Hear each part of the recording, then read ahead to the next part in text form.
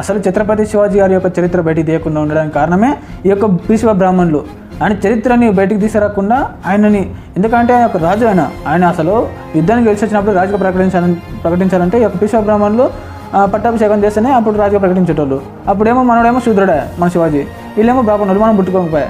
మరి ఎట్లా అంటే ఆయన ఇప్పుడు బ్రాహ్మణులను ఏం ఆలోచించిందంటే, ఒక ఏనుగు నిటారుగా నిలబడితే ఎన్ని అయితే నాణ్యాలు ఉంటాయో, అంటే ఒక 2-3 యుద్ధాలకు ఎంతైతే ఖర్చు అవుతుందో అన్ని డబ్బులు నాకు ఇస్తాను, నీకు పట్టాభిషేకం చేస్తానని చెప్తాడు.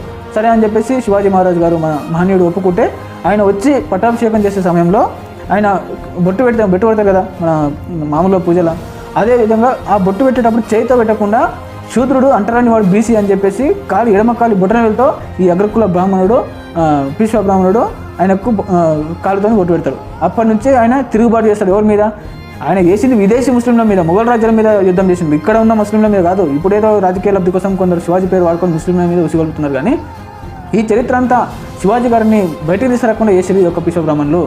ఆయన సమాధి పూర్తిగా రంగురాలతో మొత్తం అక్కడ ముళ్ళకంపతో మగ్గిపోయి ఉంటే మన పూలే గారు ఆ ఛత్రపతి శివాజీ యొక్క సమాధికి వెళ్ళి ఆ సమాధిని మంచిగా తుడిచి చేసి అంతా చేసి ఆ చరిత్ర బయటికి తీసి ఆయన ఈ యొక్క సమాజానికి శివాజీ చరిత్ర చాలా ఇంపార్టెంట్ అని చెప్పేసి ఈయన మన విశ్వవ్యాప్తం చేసిన ఎవరు? మన పూలే గారు.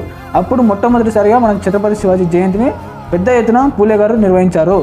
తదనంతరం అంబేద్కర్ తన భుజాల మీద వేసుకొని ఆయన ఇంకా పూర్తిగా విశ్వవ్యాప్తం చేసి మన శివాజీ మహారాజు గారు మన శూద్ర వర్గాల మహారాజు, ఆయన మన వర్గాల కోసం సతీసాగమన చట్టాలు లేకపోతే మన ధర్మశాస్త్రంలో ఉన్నటువంటి కొన్ని కీడుగా ఉన్నటువంటి చట్టాలకు వ్యతిరేకంగా పోరాడింది ఆయన. మన సమాజం కోసం, మన సమాజం అంటరాని వాళ్ళ కోసం, బడుగు బలహీన వర్గాల కోసం ఆయన పోరాటం చేసిందని చెప్పేసి ఆయన శివాజీ గారి చరిత్ర పూర్తిగా బయటకు తీసుకొచ్చిన ఎవరు? మన పూలే, మన అంబేద్కర్.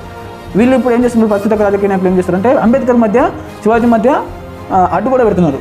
శివాజీ వేరు, అంబేద్కర్ వేరు అని చెప్పేసి వీళ్ళు పూర్తిగా విడగొడుతున్నారు. వీళ్ళు రాజకీయం చేస్తున్నారు వీళ్ళిద్దరి మధ్యలో. కొందరు ఆయన చేసిందే మనందరూ ఈ బడుగు బలహీన వర్గాల కోసము. మన మహనీయులు బీసీ, ఎస్సీ, ఎస్టీ, అగ్రవర్ణ పేదల మహనీయులు ఎవరు కాదు, వీళ్ళు మన సమాజం కోసం ఏర్పడ్డారు.